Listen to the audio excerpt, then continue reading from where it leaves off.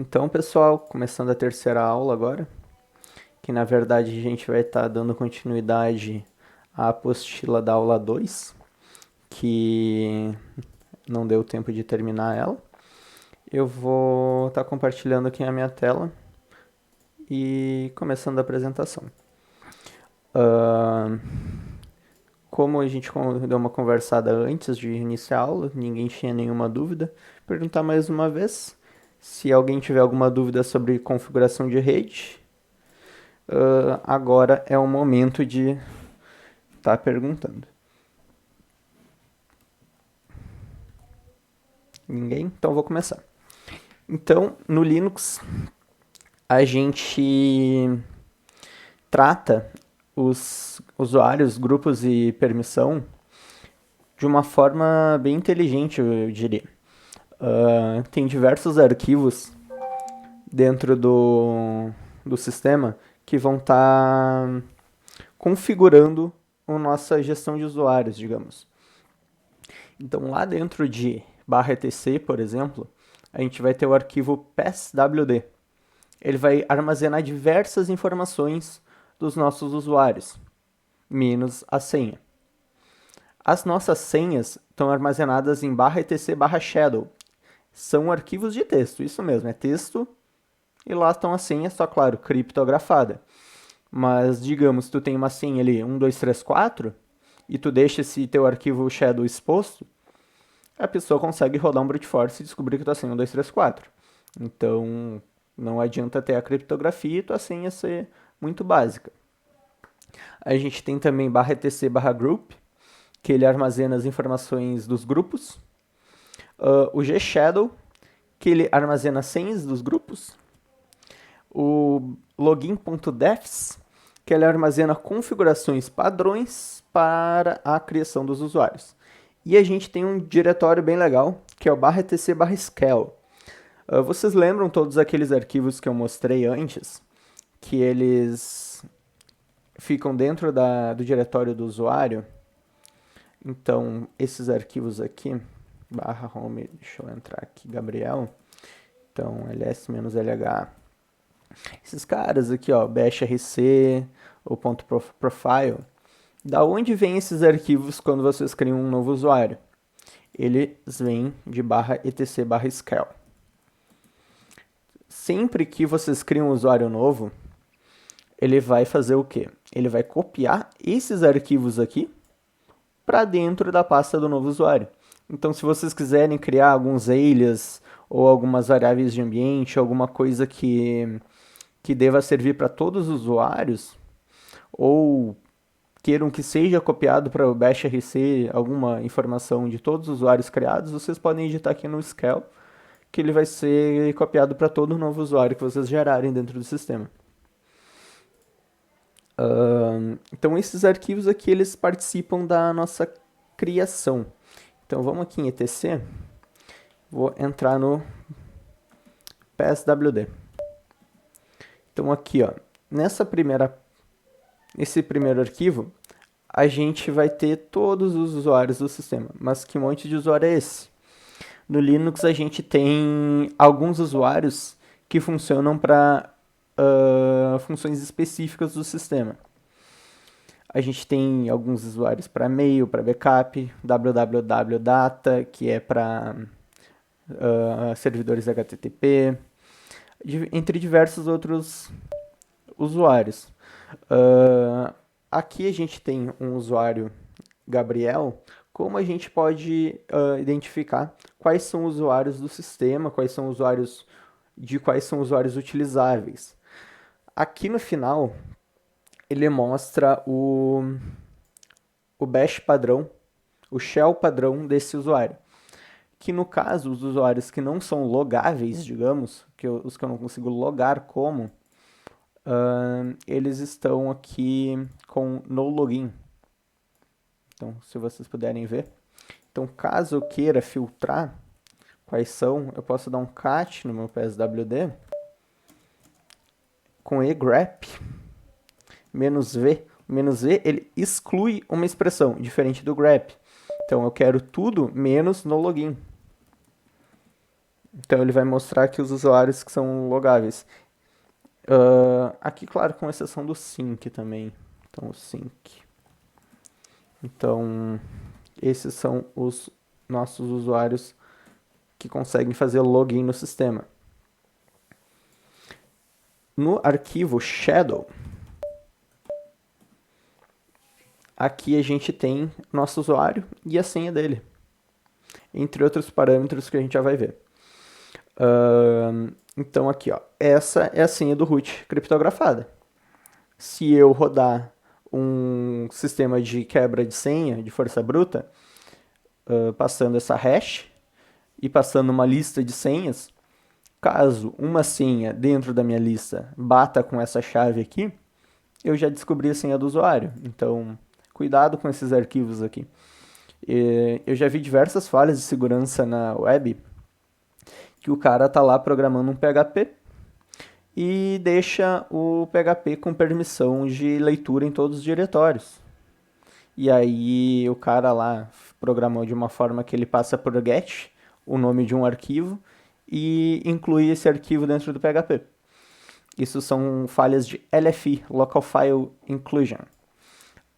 E aí eu já consegui obter acesso a esses arquivos aqui simplesmente chamando eles na URL. Então, cuidado com esse tipo de arquivo aqui, é bem interessante. Quais são os outros? O group e o gshadow. Vim group. Aqui estão os grupos e os IDs dos grupos. Aqui, por exemplo, no grupo CD-ROM, o Gabriel ele está dentro do grupo. Então, o Gabriel consegue acessar o CD-ROM, o FLAP, que seria disquete, áudio, DIP, são grupos que são responsáveis por algumas funções do sistema. Por exemplo, aqui também... Deixa eu achar... Caso eu quisesse dar permissão para o Apache ou para algum servidor, alguma coisa que dependa do grupo www-data, eu poderia acrescentar o Gabriel a esse grupo, que aí funcionaria. Então, são os grupos do nosso sistema. O gshadow seria senhas dos nossos grupos, que no caso aqui não temos nenhum com esse tipo de configuração. O login defs. Aqui eu consigo configurar como vão ser criados os nossos usuários. De novo, como é um curso básico, a gente não vai estar entrando tanto nessa parte. Eu vou mostrar para vocês que existe e vou mostrar aqui que vocês podem fazer essa edição, mas a gente não vai estar entrando a fundo nesse arquivo específico. E o SQL eu já mostrei para vocês que são os arquivos que vão estar sendo movidos para dentro do diretório do usuário. Beleza? Então aqui no /etc /pswd a gente consegue dividir ele em 7 partes, 7 componentes, que são divididos em 2 pontos. A primeira parte é o login do usuário. A segunda, a senha. O X aqui, ele está identificando que a senha não está aqui, ele está lá no shadow. Então, quando eu tenho um X, se tu verificar no arquivo shadow, vai estar a senha lá.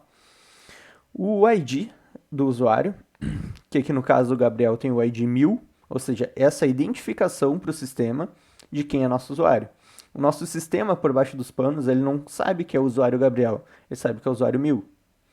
O GID é o ID do grupo, ou seja, para cada usuário ele tem que estar vinculado a um grupo. Aí então é o grupo 1000. No 5 são informações adicionais. Aqui a gente tem o nome completo do usuário, Gabriel Padilha, a gente pode ter outras informações também que vão estar separadas por vírgula. A quinta parte é a home do nosso usuário, que nesse caso é /home/Gabriel. No sétimo, a gente tem o shell padrão do nosso usuário, que é /bin/bash. No Linux, a gente tem separado, no Debian principalmente, que o ID de 0 é root. Todo os UID e GID 0 pertencem a root. Ou seja, o usuário root para o sistema, ele é o UID 0 e o grupo 0.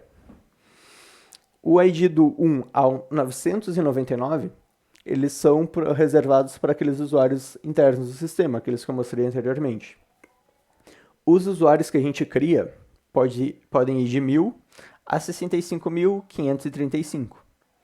Os GID, a mesma coisa, de 1 a 999 para uso interno do sistema, e de 1000 a 65.535 para grupos criados pelo administrador. Todo usuário no Linux tem que ter um grupo, autocriar um novo usuário, um grupo vai ser criado para esse usuário com o mesmo nome dele.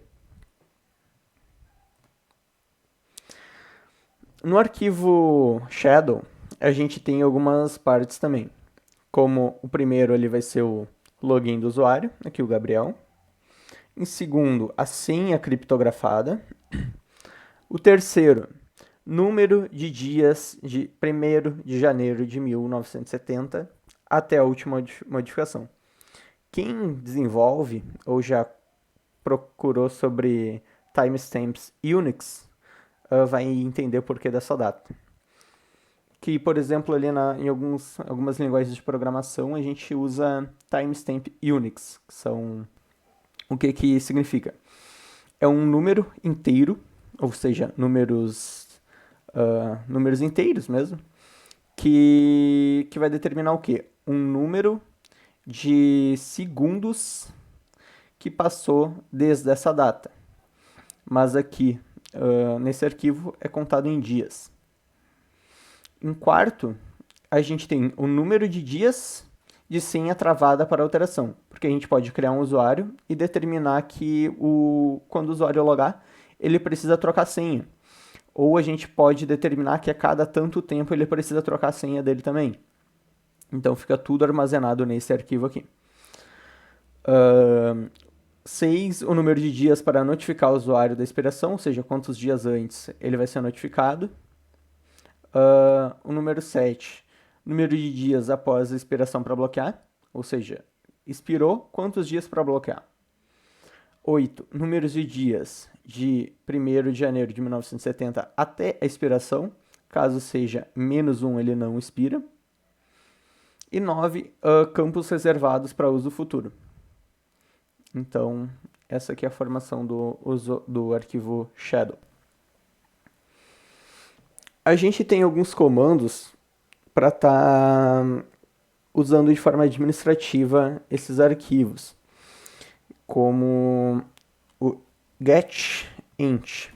GetInt, se eu passar o pswd, ele vai me retornar aquele arquivo. Então, basicamente, ele vai estar me retornando aqui. Se eu passar o getInt group, a mesma coisa. Ele vai estar me passando. Se eu der um ID Gabriel, ele vai estar me passando informações do usuário Gabriel, como o ID dele, o GID dele, os grupos no quais ele participa e só. Então aqui o usuário Gabriel, ele participa desses grupos. Com o comando ID, vocês conseguem visualizar isso. O groups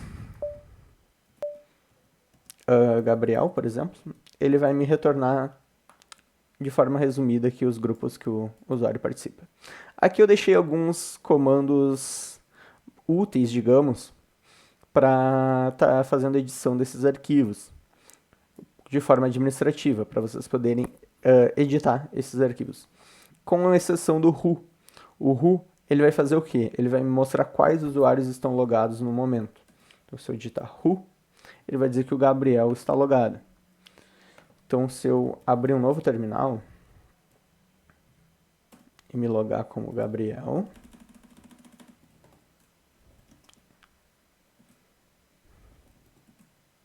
e der um who, o Gabriel conectou 2 vezes no SSH. Então, se eu der aqui um who, o Gabriel está logado 2 vezes, porque eu me autentiquei no sistema, ou seja, acessei o SSH ali com esse usuário.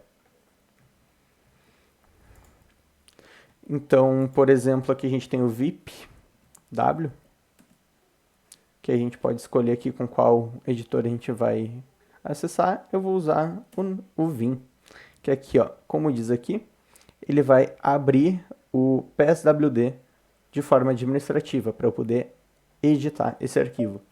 Caso eu passe aqui um parâmetro "-s", eu estou editando... Opa, isso.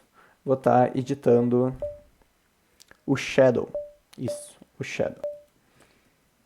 O VIPW acessa o PSWD e o "-s", o shadow.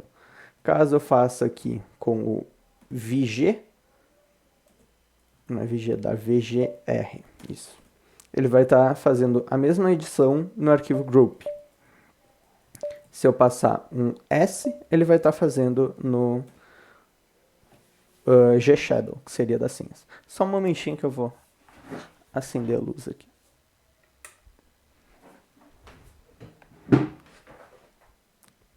Certo.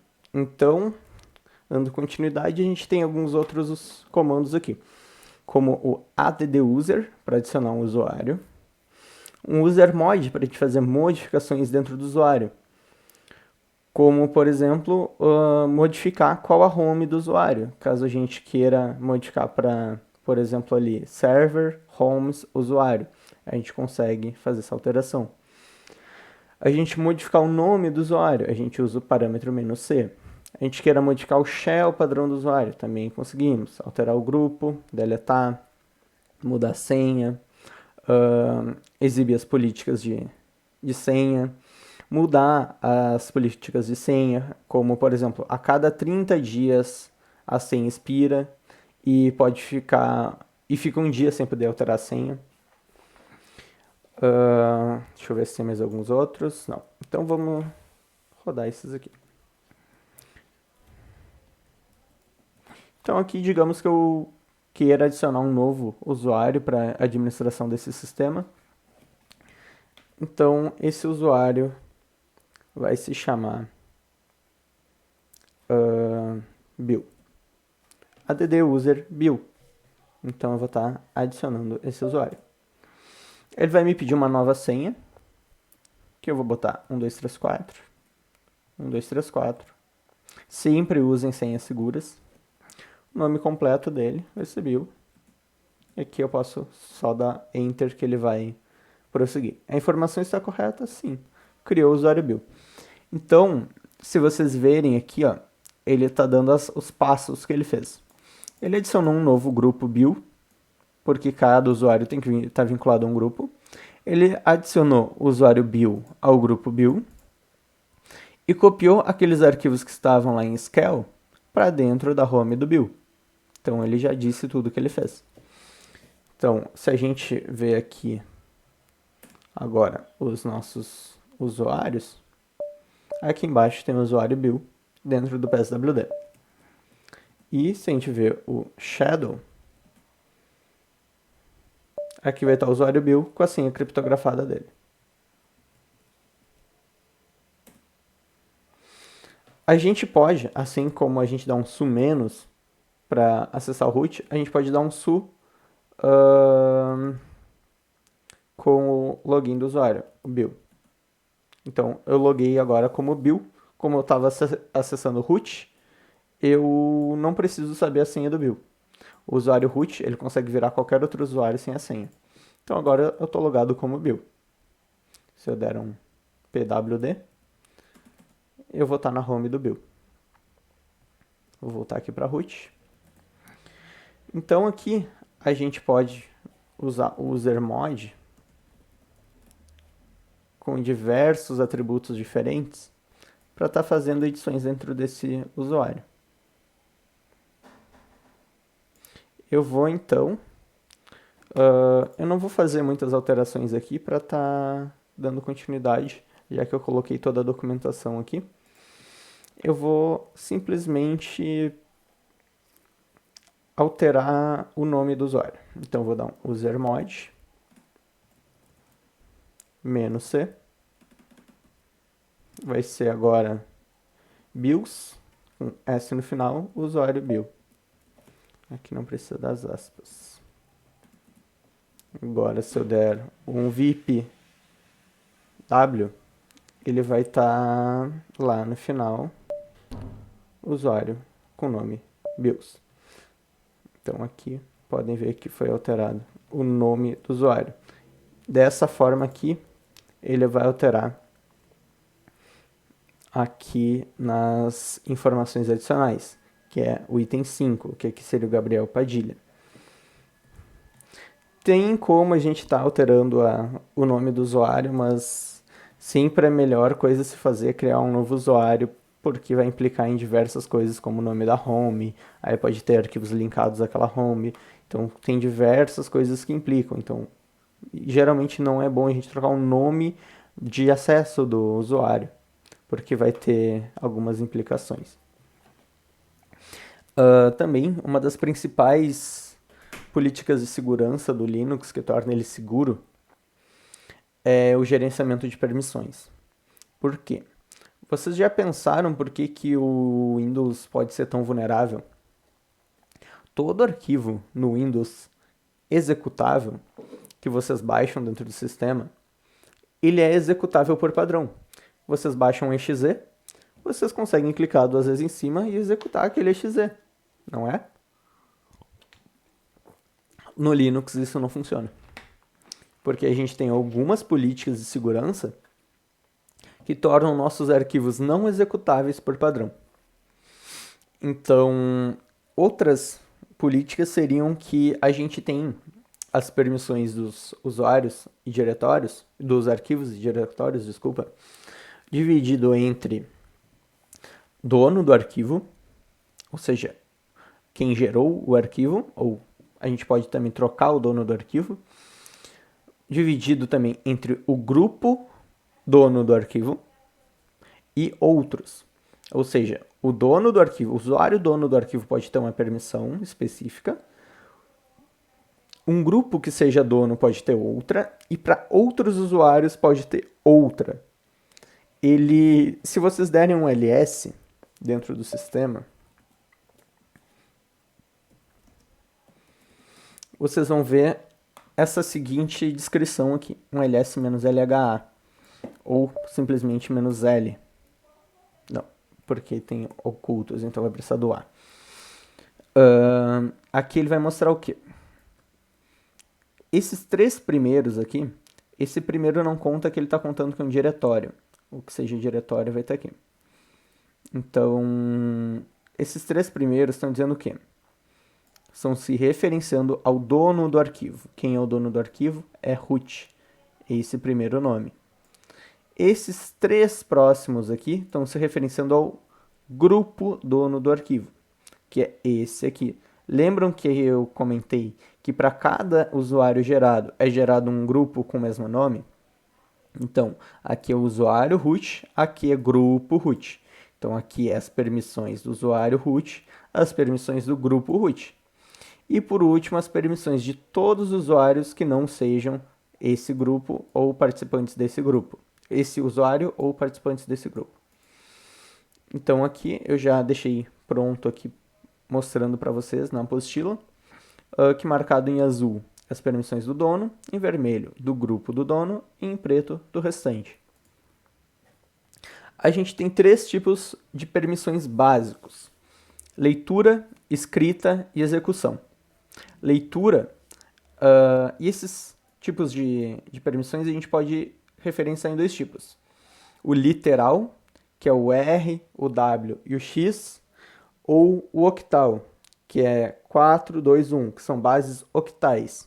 Por que base octal? Porque nessa base, assim como o decimal ele vai de 0 a 9, ou 0 a 10, o octal ele vai de 0 a 7, ou seja, a contagem vai até 7. São 8 dígitos, ou seja, octal, 8 casas, desculpa.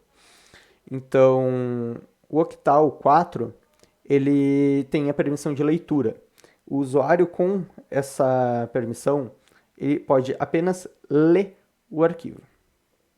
Já a permissão de escrita, ela tem o literal W, e o usuário com essa permissão tem permissão a escrever no arquivo.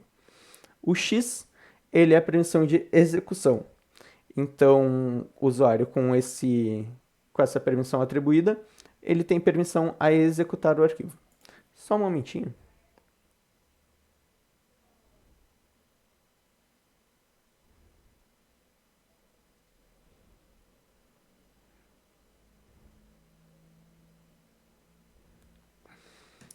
Certo. Então aqui, se vocês perceberem, caso eu somar esses três números, vai dar o número 7. Então, o número 7 nas permissões, ele quer dizer que eu somei todas essas. E se essa permissão tem direito à leitura, escrita e execução. Caso eu queira só leitura e escrita, eu posso somar esses dois, que vai ser o número 6. Então, um arquivo atribuído permissão 6, ele tem leitura e escrita. Caso eu coloque 3, eu consigo ler e executar, e assim por diante. 3 não, desculpa, é escrita e execução.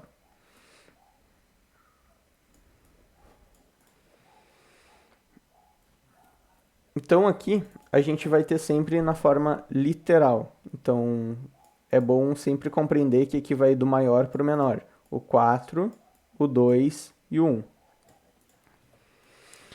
A gente tem aqui alguns comandos para estar alterando as permissões dos usuários. Aqui ficou um comando também para adicionar um usuário a um grupo. Que pode ser o quê? Um CRGRP, que é para atribuir um grupo a um diretório. Somente um grupo. Mas aqui a gente vai focar nesses aqui, que é o chmod e o chown, que faltou colocar aqui nessa lista. O chmod, eu vou entrar aqui em cd/temp. Eu vou criar um arquivo, um diretório chamado permissões. Se eu ver aqui, o diretório que eu criei, ele foi criado com permissão de root. Digamos que eu criei esse usuário como root, e só que aqui ele está acessível à leitura para todos os outros usuários. Então, ó, tem um R e tem também a execução. Eu quero que só o root consiga acessar esse diretório. O que eu vou fazer? Vou dar um chmod. Lembram que eu falei que se a gente somar as permissões dá o número 7? Então, posso botar um 7, 0, 0. Ou seja, o que isso quer dizer? O usuário root, ele tem permissão total. Ele consegue fazer o que ele quiser nesse diretório. Só que o grupo e o restante dos usuários não tem permissão alguma. E eu passo o nome do diretório, permissões. Se eu der um comando ls agora, notem que as permissões desse diretório sumiram. Então, agora só o root pode mexer nele. Caso eu queira deixar que o grupo consiga fazer a leitura desse diretório, a gente pode botar um 4. Que aí agora o grupo consegue ler esse diretório também. Então, vocês podem trabalhar as permissões assim por diante. Eu coloquei aqui também que o R significa leitura, assim como o 4, o W, que significa o 2, significa escrita, o X, que é o 1, significa execução. Aqui não seria um pacote, seria um arquivo. Eu vou corrigir ele. O chmod, a gente consegue passar os parâmetros literais também. Então, como seria um chmod 700 em forma literal? Então, o usuário vai ser rwx, assim como está aqui, vírgula, g igual, vírgula, o igual, permissões. Notem aqui que já perdeu o R da leitura do grupo. Então, essa forma a gente pode atribuir também de forma literal as permissões para dentro de um diretório.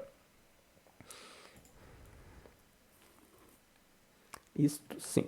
A gente também consegue alterar a propriedade de um diretório, ou seja, quem é o dono dele. Digamos que agora eu não queira mais que esse diretório pertença a root. Eu quero que esse diretório pertença a Gabriel. Eu vou dar um comando chown.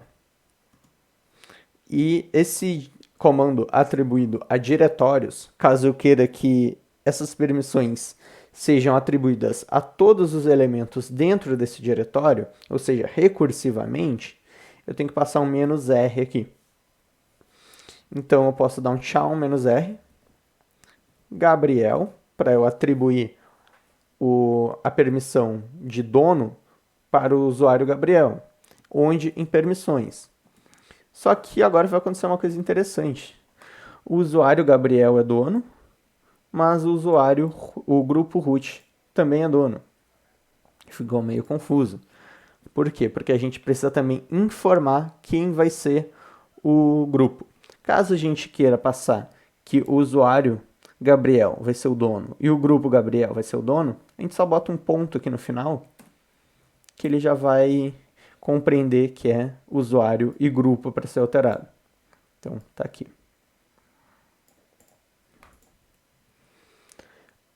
Certo? Alguma dúvida referente a isso?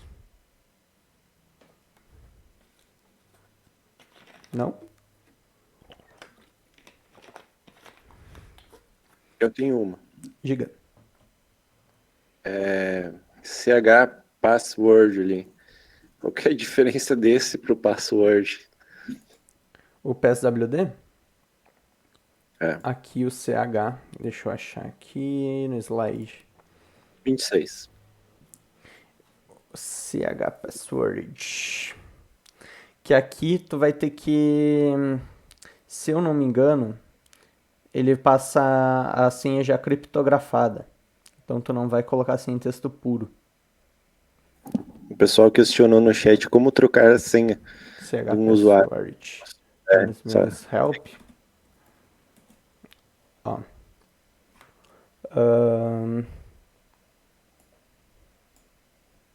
Cadê? Que ele não passa. Mas é isso aí. Ele vai ter que fazer a criptografia. Para fazer a troca da senha do usuário, como root, vocês têm permissão para alterar a senha de qualquer usuário. Então, vocês dão o comando pswd e o usuário que vocês querem. Eu quero o usuário Bill. Aí eu troco a senha do Bill para 123456. 123456. Trocou a senha do Bill. Porém, se eu for logar como Bill,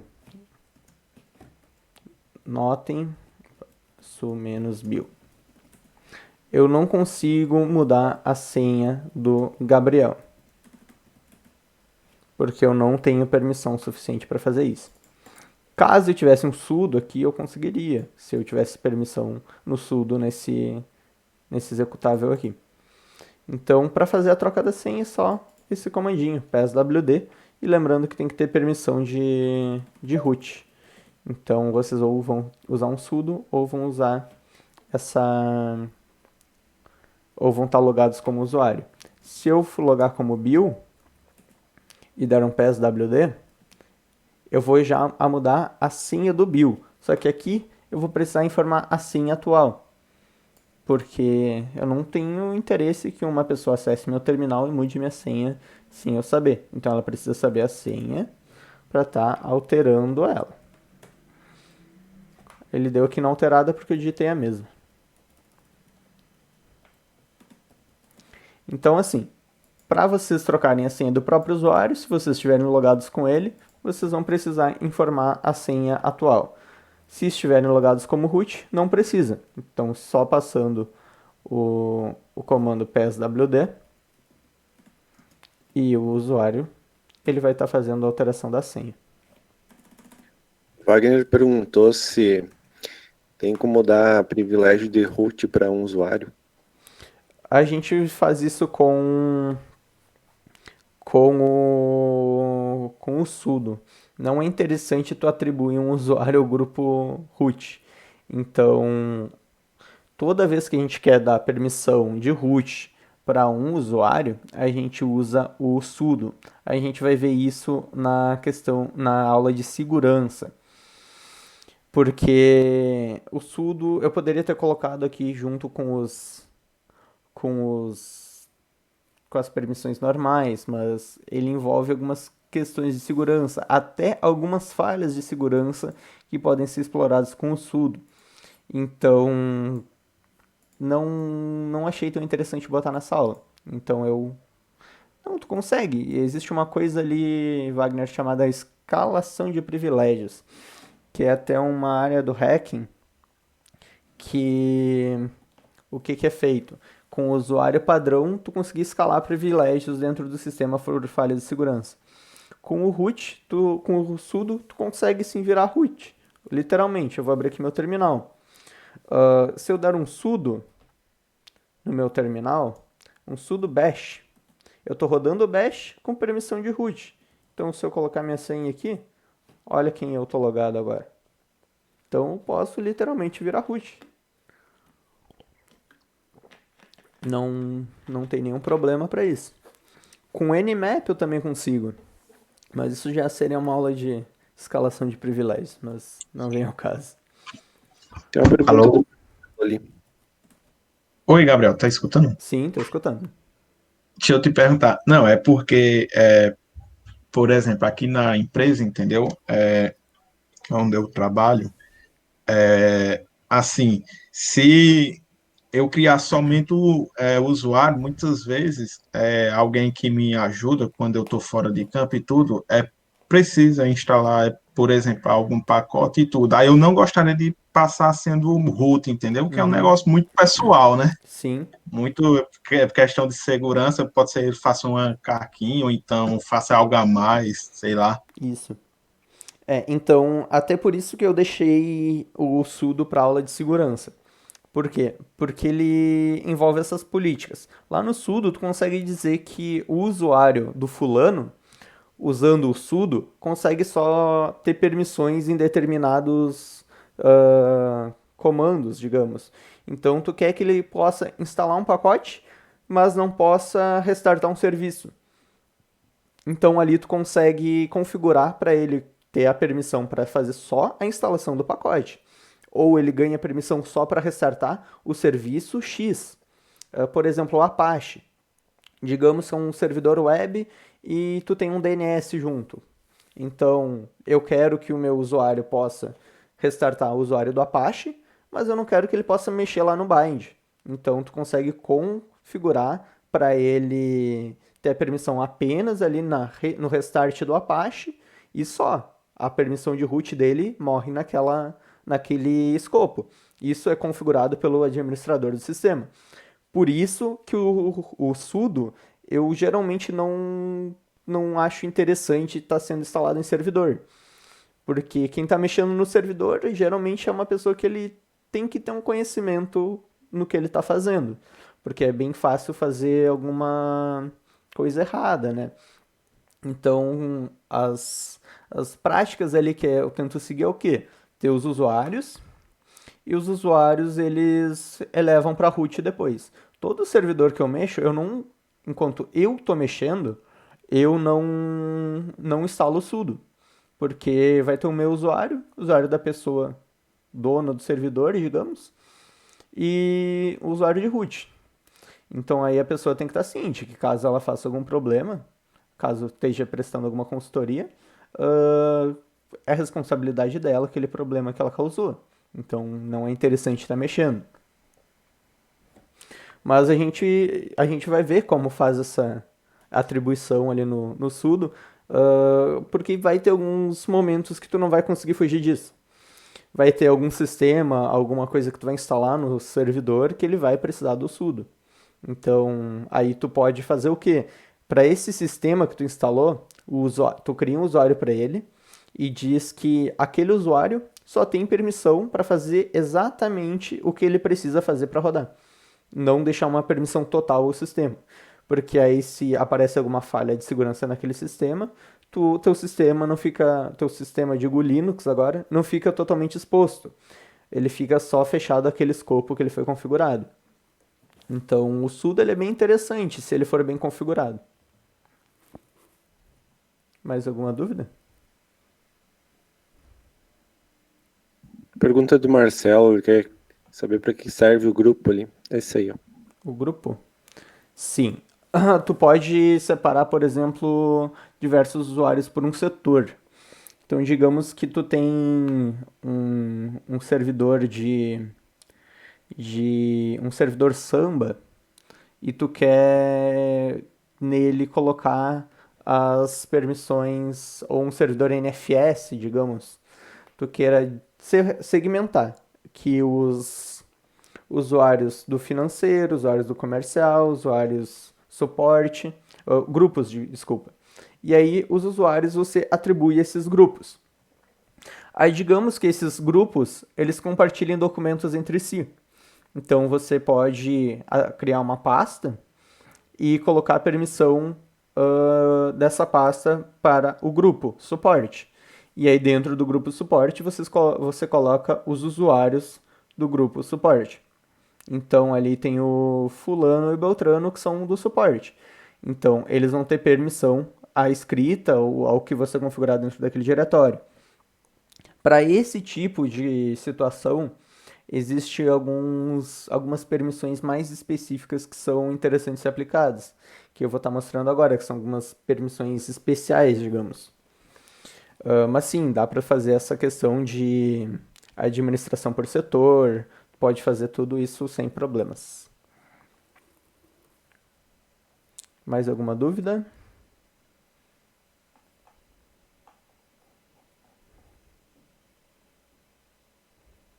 Qualquer coisa podem perguntar.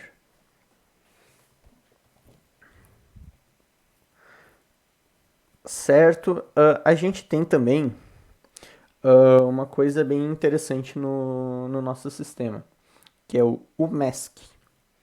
Alguém aí arrisca me dizer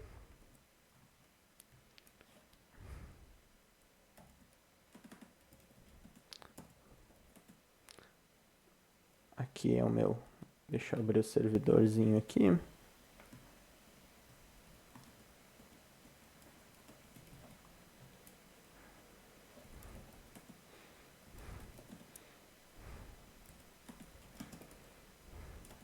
Se eu criar um diretório aqui, qual vai ser a permissão que ele vai ter?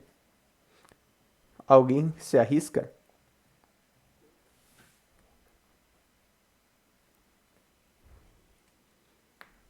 Qual a permissão que o diretório vai ter se eu criar um novo diretório aqui?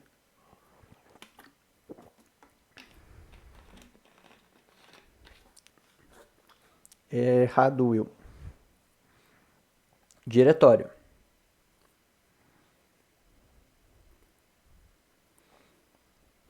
Mas eu acho que o Will estava indo para o caminho certo. Então, eu criando um diretório mkdir, ele vai vir com a permissão, cadê? 7, 5, 5, que seria completo, leitura, execução, 755. Agora alguém se arrisca a me dizer o porquê que ele vem com essa permissão por padrão? E se eu consigo mudar isso?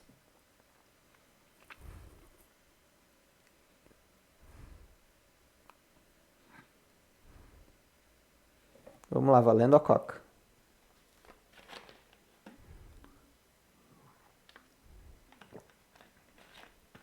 Não, ele não libera. Ó, a gente faz um churrasco, depois eu pago a coca. Pra quem acertar. Pago a coca, não o churrasco. Então, quem vai determinar isso é o MESC. O que que ele... O que que é o MESC? Se vocês verem aqui, ó, ele é 0022. Se vocês pegarem a permissão máxima do sistema,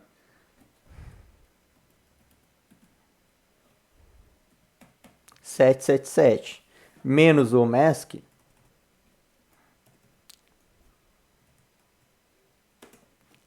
dá 755. Então, sim, ele vai atribuir algumas coisas aos arquivos também, Wagner, mas aí eu já explico. 755.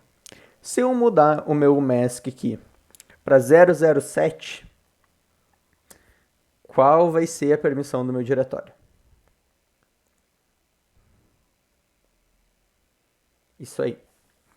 Mas agora, se eu criar um arquivo com o mask 0022, qual vai ser a permissão dele?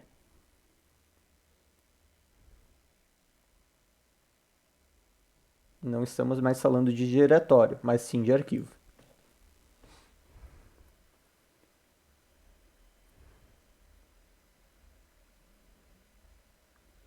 Ninguém se arrisca? Sempre na criação de um arquivo, o processo vai ser o quê? Assim como no diretório, ele vai subtrair o mask. Porém, para arquivos, lembrem que eu falei que nenhum arquivo é gerado dentro do sistema com permissão de execução?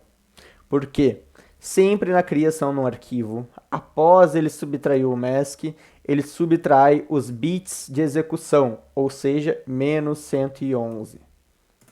Essa é a permissão que o arquivo vai ter quando for gerado dentro do sistema de arquivos. 644. Leitura, escrita, leitura, leitura. Por isso que esse é um dos motivos que o Linux é considerado mais seguro que o Windows. Porque no Windows lá, tu baixa o arquivo executável, clica 2 vezes em cima e tá feita a caca. Já no Linux, ele sempre vai subtrair os bits de execução, que lembrem que são 4, 2 e 1. 4 é leitura, escrita e execução. Então, ele vai subtrair o 1 de todos os integrantes aqui, digamos, do usuário, do grupo e do outros. Então, o 1 é removido de tudo. Sim, Saulo. 777 menos 0022 menos 111. Então, o que, que a gente pode fazer? Caso a gente queira mudar, por algum motivo, a forma que é criada essas permissões, a gente pode trabalhar no mask. Só que os bits de execução sempre vão ser removidos. Então, a gente pode atribuir, se a gente não quer uma leitura ou uma escrita, mas a execução ela vai ser sempre removida. Sim, ele vai vir 644, justamente porque vai ter o mask subtraído e depois os bits de execução. Então, por isso que ele vai ter essa permissão 644. Então, acaso a gente altere aqui o mask para 007, e eu der um mask, ó, foi alterado. Notem que o meu diretório que eu já criei não é alterado. Então, se eu der um mkdir test2 e der um ls-lha, vejam aqui que a permissão é diferente. 007, o que, que ele vai fazer? 777 menos 007, 770. Ou seja, o meu usuário e meu grupo tem permissão total e outros têm nenhuma. Porque o 7 aqui no final removeu toda a permissão do grupo. Se eu botasse um mask de 077, eu deixaria a permissão apenas pro usuário. O 111, ele é só para arquivos. Aqui a gente está falando de um diretório. O diretório, ele não subtrai o 111, apenas os arquivos. Certo? Alguma dúvida em relação a isso?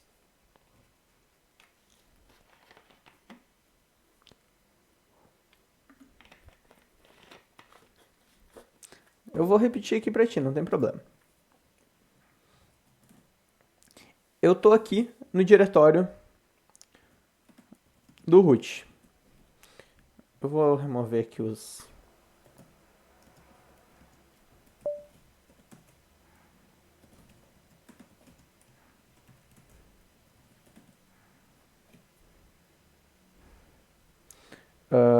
Então,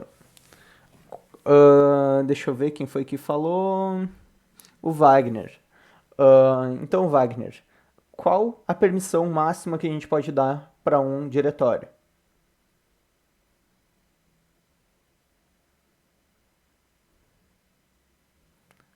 Sete, sete, sete. Por quê? 4, leitura. 2, escrita. 1, execução. Então, essa é a permissão máxima que a gente pode dar a um diretório. O mask, ele vai fazer o quê?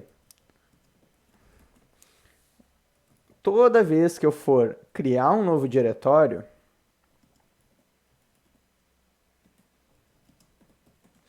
ele vai atribuir permissões a ele.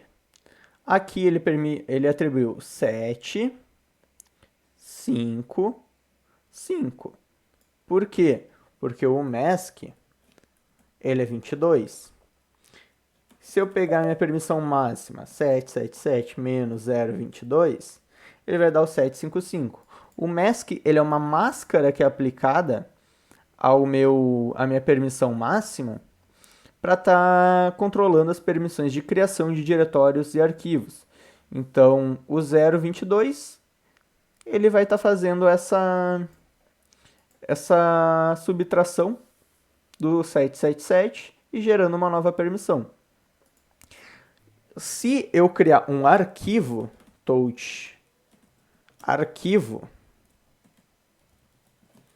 notem que a permissão é diferente, mas o meu mask é o mesmo. Então, aqui, já respondendo a pergunta ali que alguém perguntou, o D é o diretório.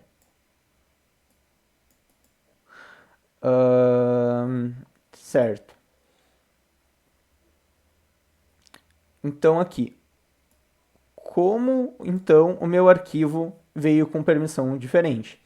Vocês podem ver aqui, ó, que o RW de todos tá igual. Ó, RW, R e R. A única coisa que sumiu foram os X.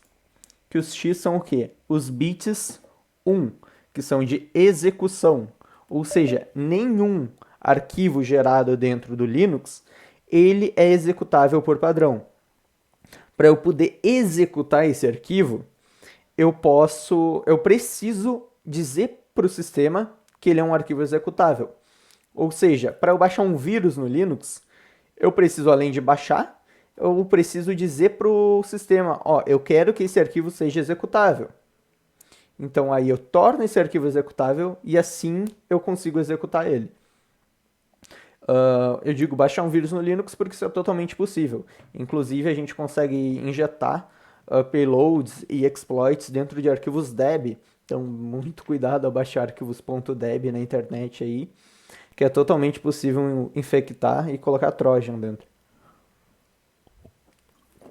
Aí vocês vão lá, executam como root para estar fazendo a instalação e, boom, o hacker tem permissão de root no servidor de vocês.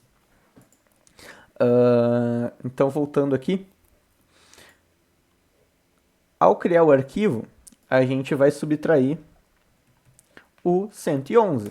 Por isso, o 644. Então, isso aqui é meio confuso de entender no começo. Eu entendo porque quando eu fui estudar isso aqui, eu tive que dar uma pensada também. É totalmente normal.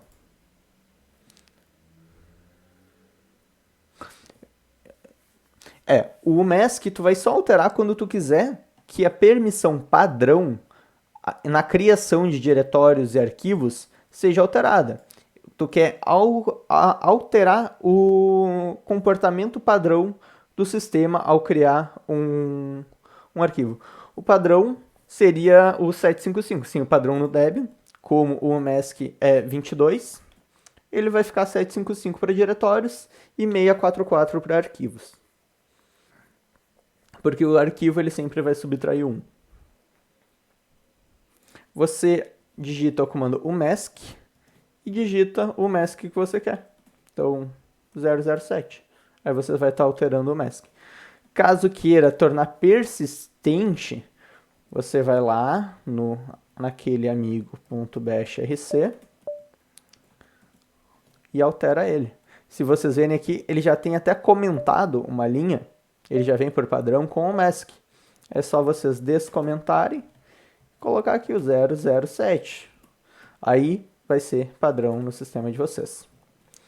Vocês podem vir aqui no etc.bashrc e alterar aqui também. Eu não recomendo porque vocês vão estar alterando para todos os usuários. Então, não é tão interessante. Sim, você digita o mask. Caso você não passe um parâmetro, você vai visualizar o mask atual. E caso passe um parâmetro, você vai estar alterando. Isso aí. O mask depois de arquivos.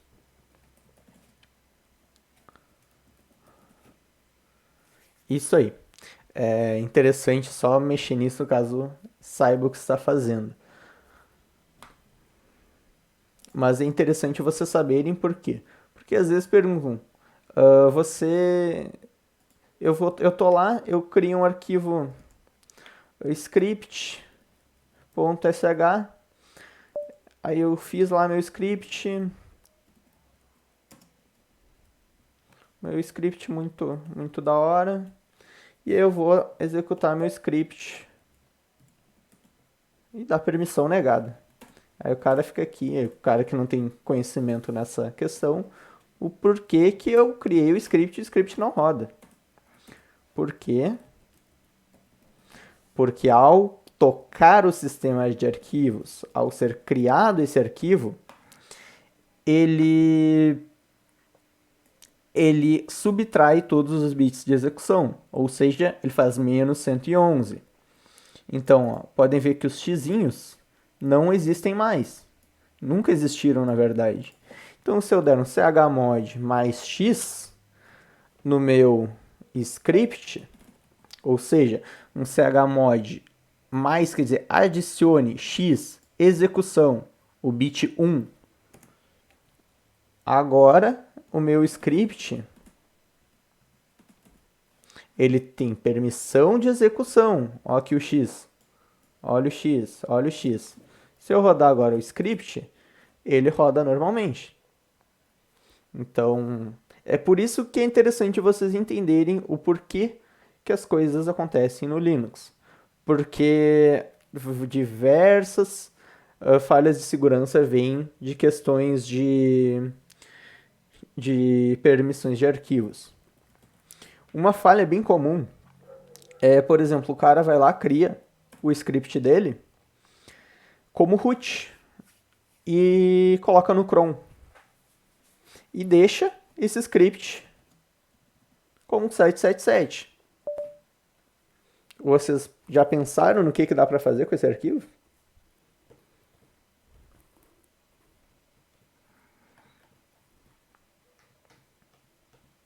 Então, o cara está rodando o script como root.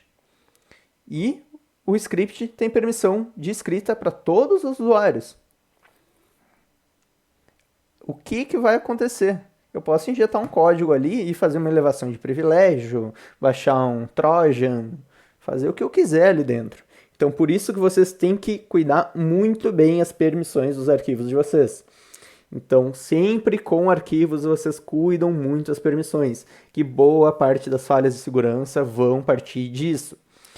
O mask e a subtração do bit de execução já são mecanismos do Linux não deixar vocês fazer esse tipo de burrada. Mas aí tem gente que vai lá e já dá o chmod 777 porque ele quer 777. Então, vocês têm que cuidar muito bem do que estão fazendo dentro das permissões dos arquivos. Beleza? Depois que eu assustei vocês. Então, esse slide aqui eu basicamente expliquei ali a subtração do mask.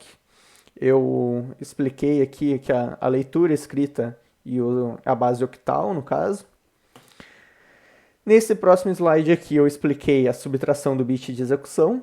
Caso vocês ficaram com alguma dúvida, dei uma lida aqui nesse PDF que eu mandei. Esse aqui é o da aula anterior ainda. Então vocês deem uma lida aqui nesse PDF que vocês podem estar esclarecendo um pouco melhor as dúvidas. Aqui eu coloquei também como tornar ele permanente o mask. alterando no BSRC. E para quem perguntou se eu consigo atribuir outras permissões no sistema de arquivos, eu posso. Existem algumas permissões especiais no nosso sistema. A gente tem o swid bit, o cgid bit e o sticky bit. Vocês vão utilizar essas permissões em momentos muito específicos. Eles não são tão utilizados. Desses três aqui, eu vou dizer para vocês nunca usarem até saberem exatamente o que estão fazendo. E outro que vocês já usam e não sabem. O swid bit, o que ele vai fazer? Se vocês atribuírem um swid bit em um arquivo, sempre que esse arquivo for executado, ele vai herdar as permissões do dono. Ou seja, se eu crio um usuário como root, atribuo um swid bit a esse arquivo. Toda vez que esse arquivo for rodado, digamos que seja um script, independente do usuário que rode ele será rodado como root. Então eu criei lá um arquivo para fazer um backup com o usuário. Criei esse arquivo com o usuário root. Só que dei permissão só de execução, ou seja, editar esse arquivo só o root pode, mas executar qualquer um pode. Então esse arquivo eu consigo executar com qualquer usuário, mas só editar como root. E nesse arquivo tem uma rotina de backup de diversos diretórios do sistema. Eu posso atribuir o swid bit a ele, que aí o que acontece? Mesmo que um usuário sem nenhuma permissão no sistema rode esse arquivo, quem por baixo dos panos vai estar rodando esse arquivo vai ser o root. Isso é uma forma de vocês atribuírem permissões sem usar o sudo. Então, é bem interessante se for bem utilizado. O que vocês não podem deixar é uma bobeira ali de deixar uma permissão de escrita dentro do script para qualquer usuário estar alterando. Então, aí pode estar deixando uma vulnerabilidade no sistema. Inclusive, já existem existem vários arquivos dentro do sistema com esse bit ativo. Algumas ferramentas de manutenção do sistema. Que eu não vou mostrar agora, mas, por exemplo, o find, o mount, esses tipos de arquivos, eles têm essa permissão. Esse tipo de permissão. Ou vocês podem atribuir esse tipo de permissão também. Caso vocês queiram, por exemplo, fazer um mount num sistema de arquivos e que seja como root. Claro que isso vai deixar uma falha de segurança no sistema de vocês, então não faço. O CGID bit caso vocês gerem um arquivo dentro do diretório, esse CGID bit vocês vão atribuir a diretórios. Então o que acontece? Vocês atribuindo o CGID bit a um diretório, todo arquivo que vocês gerarem dentro desse diretório, ele vai... Não, desculpa aqui. Ele, atribuído a diretórios, ele vai herdar as permissões do grupo que gerou o arquivo. Mas se vocês atribuírem a...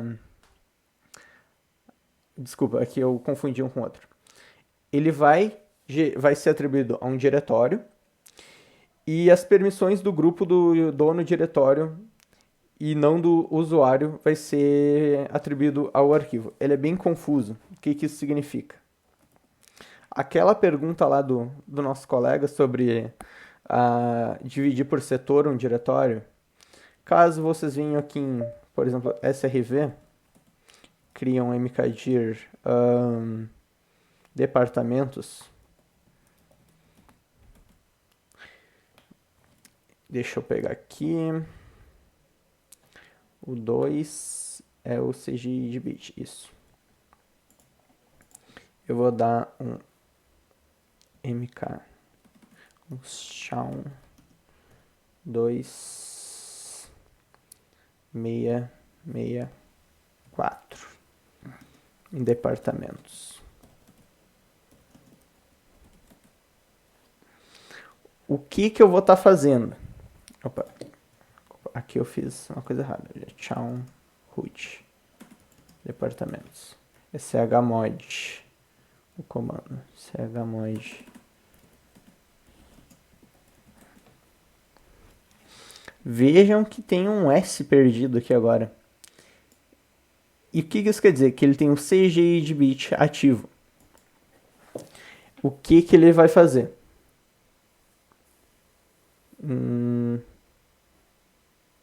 Eu já mostro ali para vocês.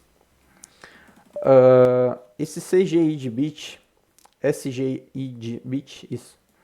Ele, quando é atribuído a um diretório, o comportamento padrão de um diretório, quando eu crio um usuário dentro, a permissão geralmente é herdada do usuário que gerou o arquivo. Ou seja, eu com o usuário root, deixa eu criar um grupo, ddgroup, deixa eu ver, support. Tá, agora eu vou adicionar, deixa eu pegar aqui, qual foi que eu passei para vocês mesmos, para a gente seguir o mesmo? gpassword, dá para fazer com add group também. gpassword -a Gabriel ao suporte. Tá. O que acontece? Agora, o usuário Gabriel, ele faz parte do grupo suporte. Eu vou dar um shawn -r suporte root.support em departamentos. Então, o que acontece? O root é dono do meu diretório, mas suporte é o grupo dono do diretório. Se eu criar agora um departamentos2,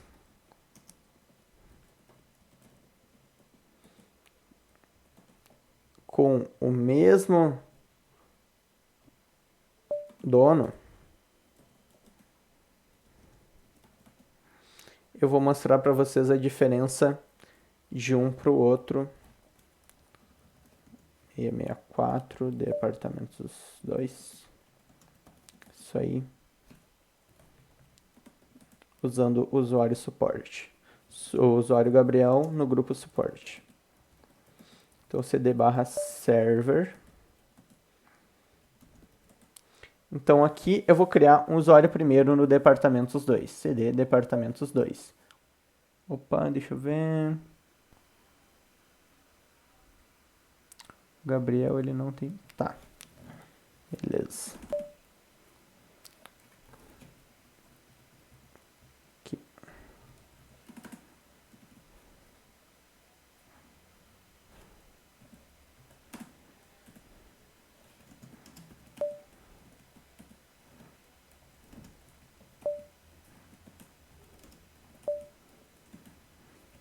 Para acessar o diretório, eu tive que ativar a execução nele. Então, eu vou criar um arquivo teste. Notem que eu criei um arquivo teste dentro do departamentos2. Quais são os donos desse arquivo? Gabriel é Gabriel. Foi o usuário Gabriel que gerou o arquivo. Isso eu não tenho o CGI de bit ativo. Agora, no departamentos, se eu criar um arquivo teste, olhem a diferença. Ele herdou a permissão do grupo do diretório.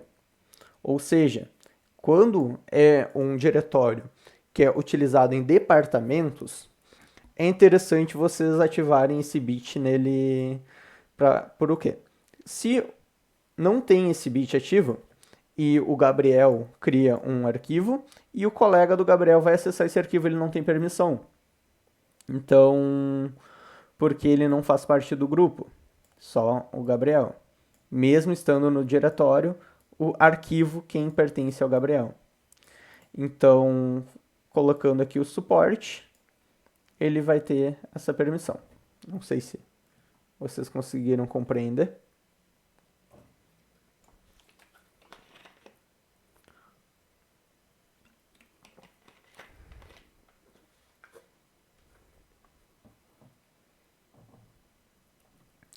Digamos aqui que aquele arquivo, aquele usuário que a gente criou, a gente vai atribuir esse grupo também. Então, o usuário Bill. Agora a gente vai acessar o usuário Bill. cd/server.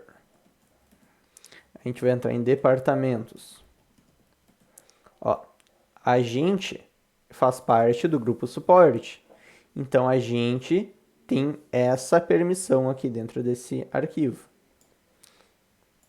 Se eu criar agora com o usuário Bill outro arquivo, ele também é criado no grupo suporte. Então, para aquelas pastas compartilhadas entre diversos usuários pertencentes ao mesmo grupo, vocês ativam esse bit que vai facilitar o compartilhamento entre eles. Mas agora digamos que o Bill, ele é meio sacana e ele veio aqui e deu um RM no teste.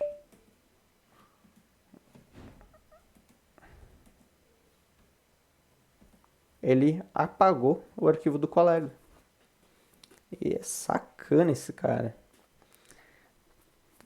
Para isso que existe o stick bit.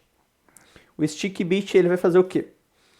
Apenas o usuário que gerou o arquivo pode apagar ele.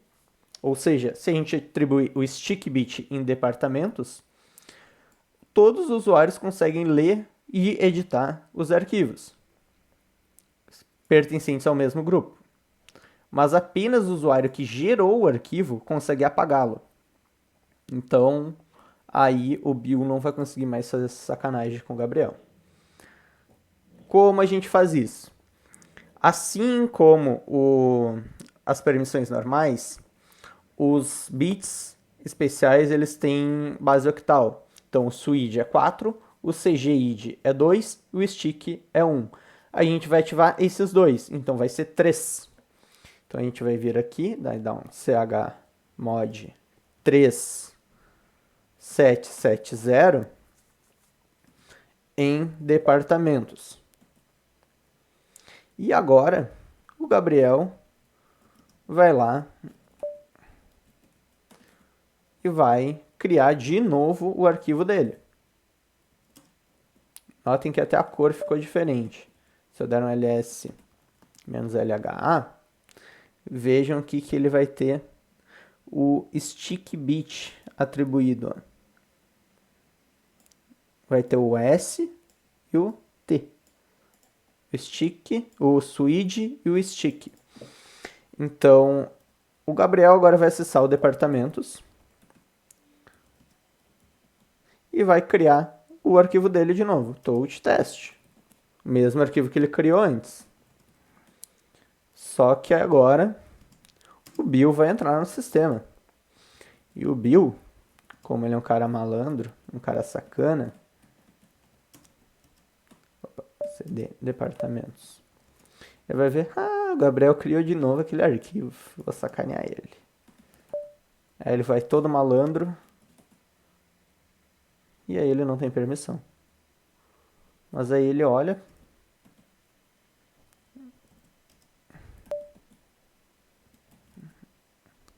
aqui ele não tem permissão de escrita também, mas aí a gente pode atribuir ao diretório. A gente faz o quê? Vamos voltar aqui, chmod 3770 menos R departamentos. Barra server barra departamentos. Agora a gente loga com o BIOS de novo.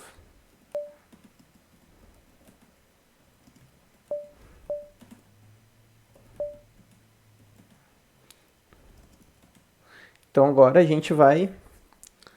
O Bill vai lá, ele vai acessar o arquivo teste e vai ver que ele consegue editar. Mas por que ele não consegue remover o arquivo? Ele não tem essa permissão, mas ele consegue editar normalmente.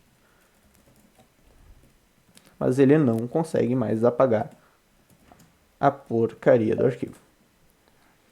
Por quê? Porque o stick bit está ativo. Essas permissões aqui,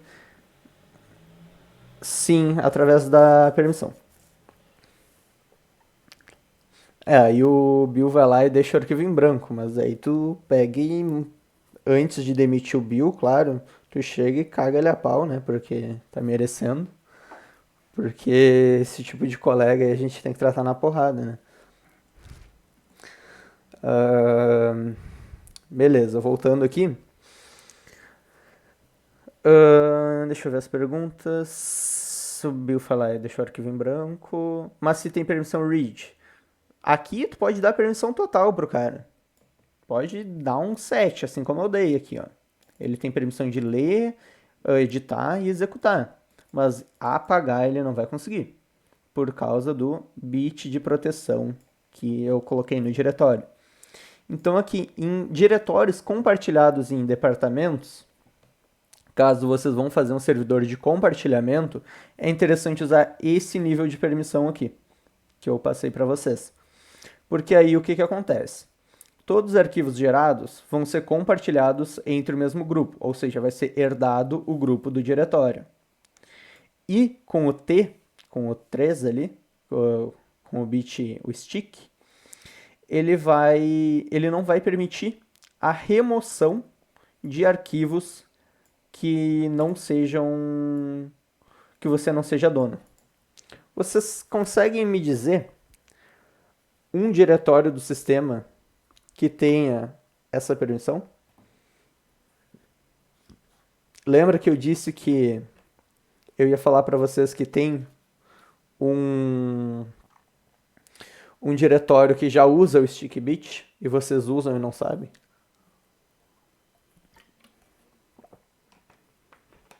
Ah, mas esses estão falando de Windows, né?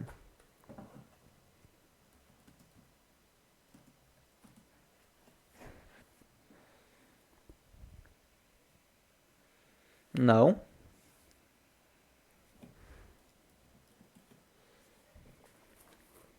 Essa sim, quem acertar aí eu não pago nem uma coca, já pago uma caixa de cerveja. Não.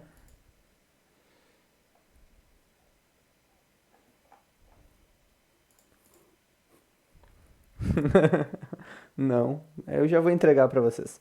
É o barra temp. No barra temp,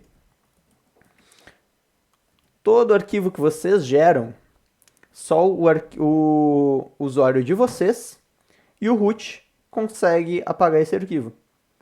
Então, o barra temp, ele é um diretório que tem por padrão o stick bit atribuído. Então, se vocês derem um ls-l aqui na barra, vocês vão ver que tem um T aqui no final, que é do stick bit. Esse é um diretório que já vem. Então, vocês já usam esse bit e nem sabiam. Isso aí.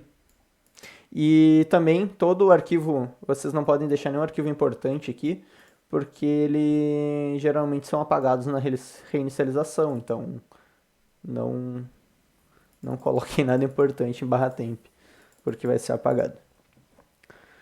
Alguma dúvida?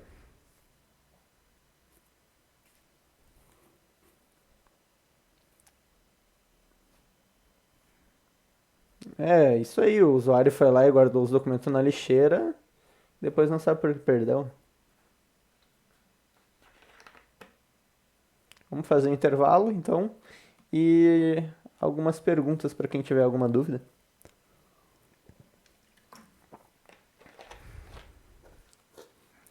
Sim, existe permissão apenas read. O que que tu faz?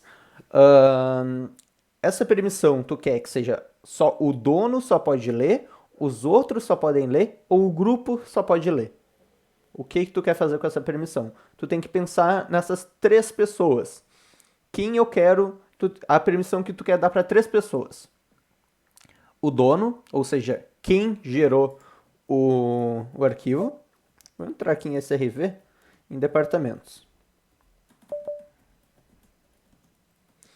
Então, tu tem que pensar em 3 pessoas. O dono, a gente tá já em intervalo aí, então já vai contar agora essas perguntas no intervalo agora. Então, quem quiser fazer uma pausa, quem quiser ir pegar uma água, fica à vontade.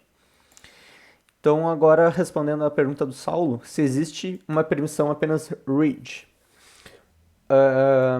Então, você vai ter que se perguntar 3 pessoas que você quer atribuir permissões. Quem são elas? O dono, ou seja, quem gerou o arquivo, o grupo que está atribuído a esse arquivo, que aqui no caso é o departamento suporte, e os outros, que não são nem o usuário e nem usuários que estão dentro desse grupo. Então, quem é o dono do arquivo teste? Saulo.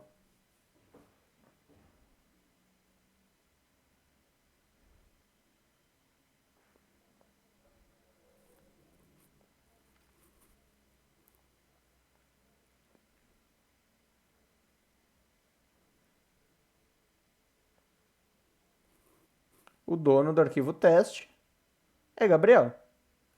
Aqui, ó, o arquivo teste, o dono sempre vem primeiro, Gabriel. Agora, quem é o grupo dono do arquivo teste?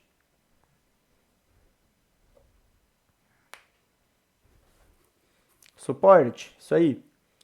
Então, a gente já sabe 2 pessoas. E agora a gente sabe que quem não é o Gabriel e quem não é um usuário que pertence ao suporte é outros. Então, aqui é o tamanho.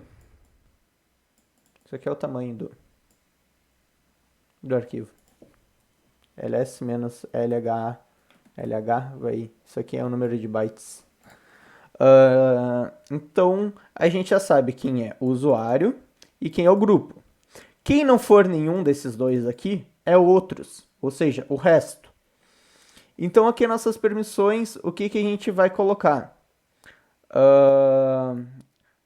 Os 3 primeiros são o nosso usuário dono, os 3 seguintes é o nosso grupo dono e os 3 seguintes é o nosso outros. Ou seja, agora eu te pergunto, quem você quer que tenha permissão só de leitura? O Saulo tinha feito a pergunta ali da permissão read. Quem você quer o grupo suporte? Ele apenas lê. Então aqui o que, que você vai fazer? Dentro do seu diretório, caso você não queira que nenhum usuário que não seja o dono tenha permissão de escrita dentro do arquivo, você vai usar a permissão 4, que é de leitura aqui no grupo. Então, ó, o usuário tem 7, tudo. O dono pode fazer o que quiser dentro do arquivo. Os usuários dentro do grupo podem apenas ler. E quem não for nem o dono, nenhum usuário dentro do grupo, não faz nada, fica 0. Então, agora,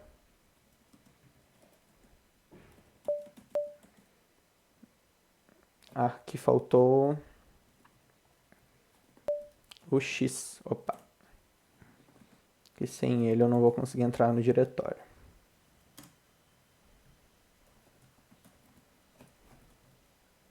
Aqui é 5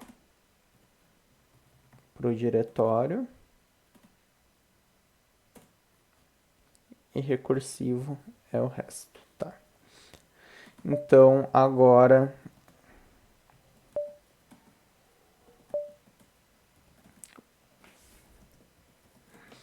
agora podem ver aqui, ó, que o dono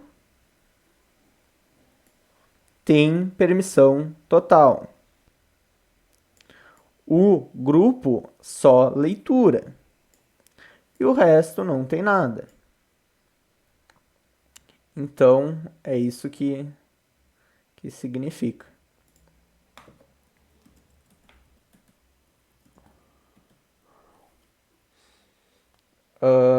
3, 18, 2, que números? Onde é que estavam esses números? O 3. Então, esses números aqui que vocês estão perguntando, ó, olhem aqui. Touch. Eu vou criar um outro arquivo dentro de departamentos. Vai ser o teste 3. Opa. Aqui eu tenho que ter. Vou mostrar para vocês agora.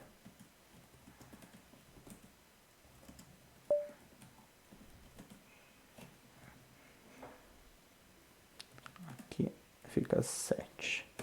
No diretório fica 5. Aqui eu não botei recursivo, porque recursivo eu quero leitura, mas no diretório eu quero que possa ter escrita.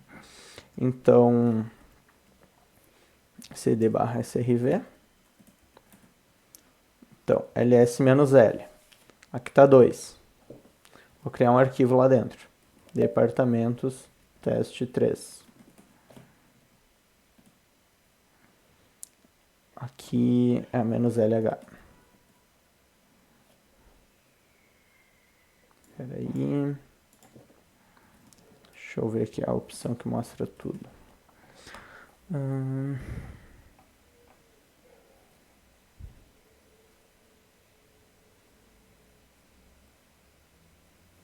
Cadê do L?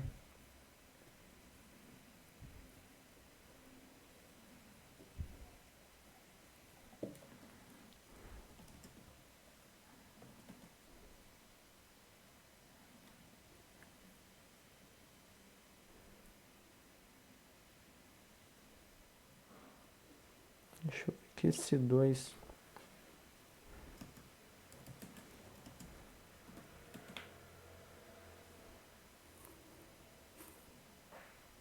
Ah, tá.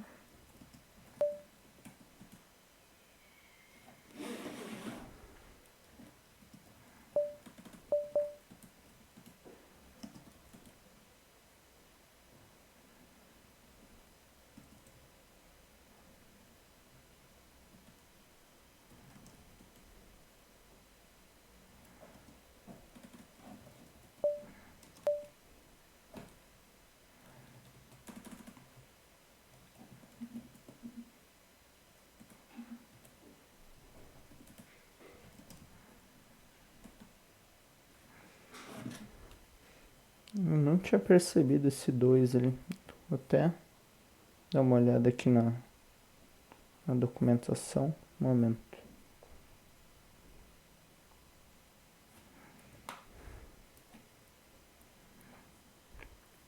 Aquele 2 ali eu não tinha percebido ele também.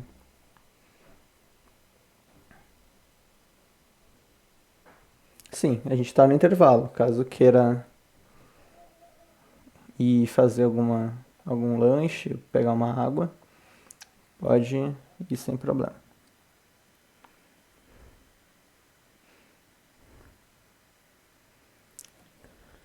Isso. Eu vou parar a gravação aqui, então, a pedidos ali que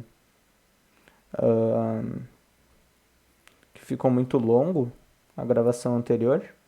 Eu vou parar aqui e vou iniciar depois a segunda parte, vou subir 2 arquivos.